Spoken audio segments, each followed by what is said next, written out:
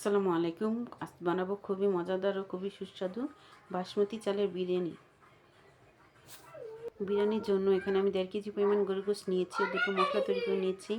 প্রথমটি আমি পেঁয়াজ বেরেস্তা করে নিয়েছি, আর নিয়েছি কিশমিশি, 3টে কাঁচামরিচ, টক দই ও কাজু বাদাম একসাথে করে ব্লেন্ডার করে আমি একটা বাটিতে নিয়ে নিয়েছি। একই ব্লেন্ডার জারে আমি দারচিনি নিয়েছি, গোলমরিচ নিয়েছি,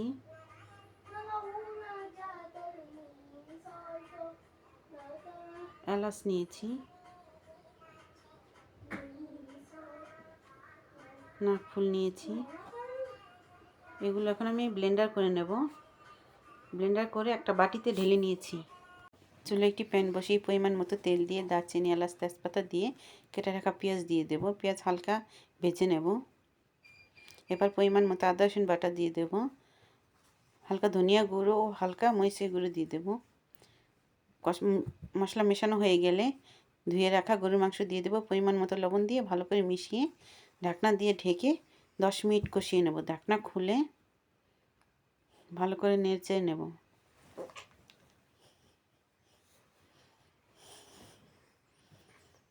এবার আগে থেকে তৈরি করে রাখা মশলা দিয়ে দেব।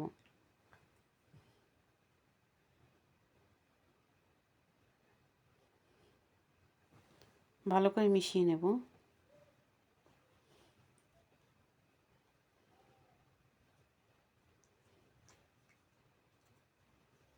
প্রথম মশলাটি মেশানো হয়ে গেলে দ্বিতীয় মশলাটিও দিয়ে দেব।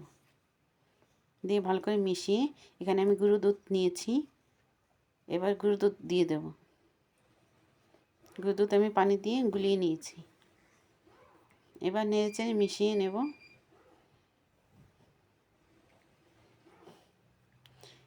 এই পর্যায়ে চুলা বাড়িয়ে দেব। ঝোল বলক হয়ে আসলে চুলা কমিয়ে দেব।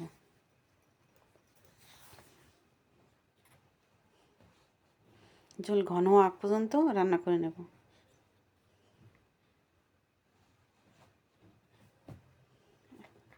এখন চুলা নিভিয়ে দেব।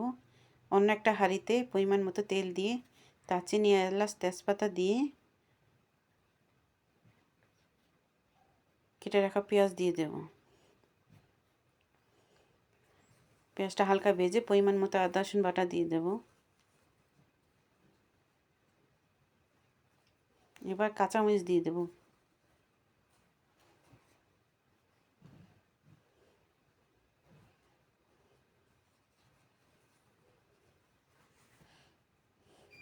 এবার চাল দিয়ে দেব।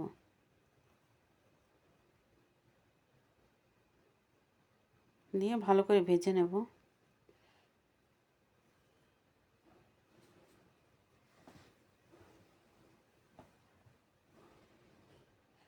মাংসগুলো চালের মধ্যে ঢেলে দেব। একটু মিশিয়ে নেব। এরপর পরিমাণ মতো পানি দিয়ে দেব। পরিমাণ মতো লবণ দিয়ে দেব। পানি বলক চলে আসলে কিশমিশি দিয়ে দেব। একটু নেড়েচেড়ে মিশিয়ে নেব।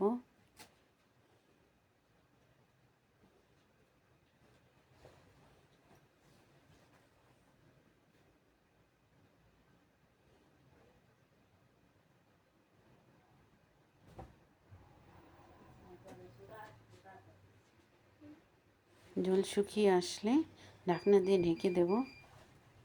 ঢাকনা খুলে আবার ভালো করে নেড়েচেড়ে একটা পলি পেপার দিয়ে ভালো করে ঢেকে ঢাকনা দিয়ে মুখ আটকে দেব। এভাবে আমি 30 মিনিট রাখবো। 30 মিনিট পর ঢাকনা খুলে দেখেন আমার কত সুস্বাদু, কত সুন্দর বিরিয়ানি রান্না হয়ে গেছে। এবার একটু ভালো করে নেড়েচেড়ে ঢাকনা দিয়ে ঢেকে রাখবো। এবার একটা বাটিতে বেড়ে নেব। খুবই সুস্বাদু, খুবই মজাদার। এভাবে অবশ্যই বিরিয়ানি রান্না করে বাসায় আপনারা খেয়ে দেখবেন ও কমেন্টে জানাবেন।